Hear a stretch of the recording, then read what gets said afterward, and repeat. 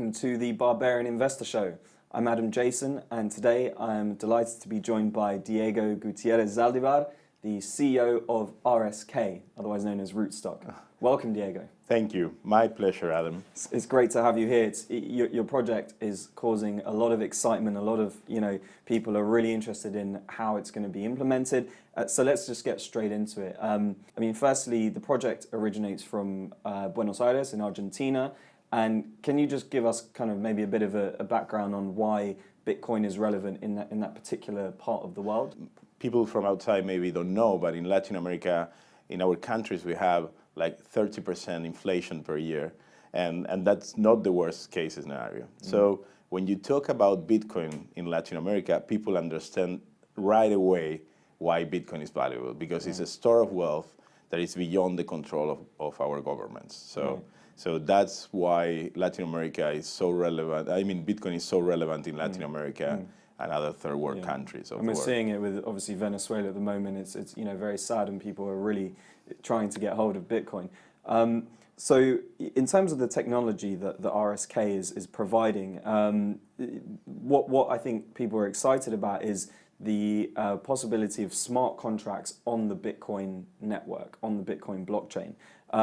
So can you just explain kind of how that works? Because obviously with Ethereum, we know there's smart contracts on that protocol, but with RSK, you're saying we can actually put that onto Bitcoin. Yes. What we did is we created a second blockchain that has all the Ethereum capabilities, is fully compatible with Ethereum, but that is secured by the Bitcoin network and runs on Bitcoin as a currency. So now you can run any kind of smart contracts with the security of the Bitcoin network and using Bitcoin as a fuel to run your contracts. Okay, well that's a really kind of big development, really, because a lot of the innovation is taking place around smart contracts, and Bitcoin as a payment mechanism is great, but it really needs to kind of bring developers in, right? So the way in which you do this is as a side chain. So you mentioned that you're kind of a blockchain that's kind of tagged on or pegged onto Bitcoin rather.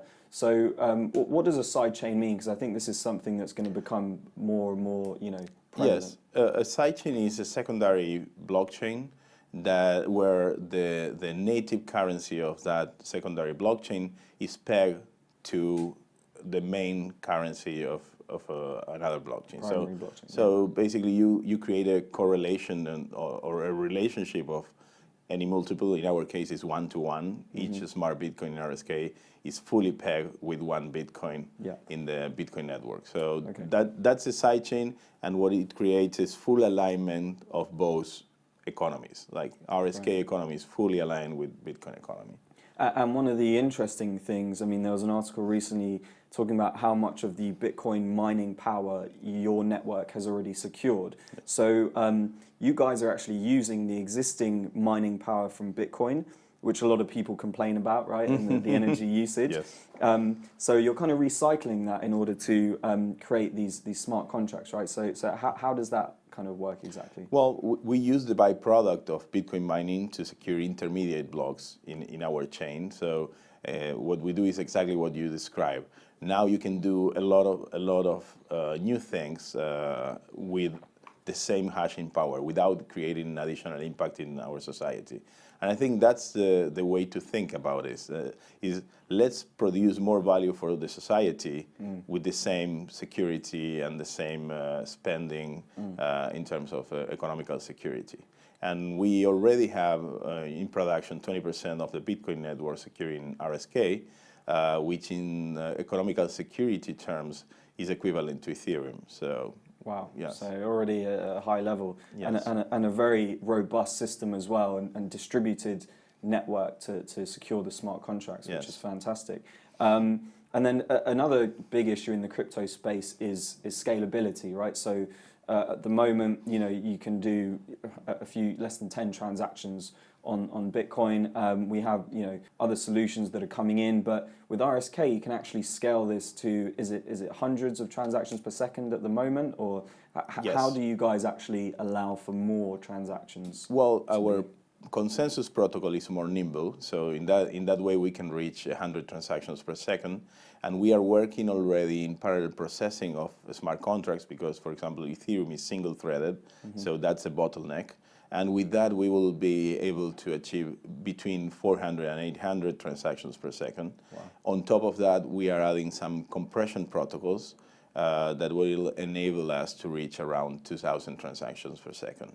And we are also creating economical incentives for full nodes, so people is incentivized to keep a copy of the full ledger and validate transactions independently. So, and it's starting out with this federation of nodes, right? So you have a number of selected nodes which are securing the network, and then eventually it's going to be distributed? Well, no, the federation, it's only to secure the peg between Bitcoin and RSK. Okay. The model, the security model for the blockchain, the RSK blockchain, is the same that Ethereum or Bitcoin has, that is fully decentralized nodes and miners working together in creating the new pages in the blockchain and validating independently. So. Okay, fantastic.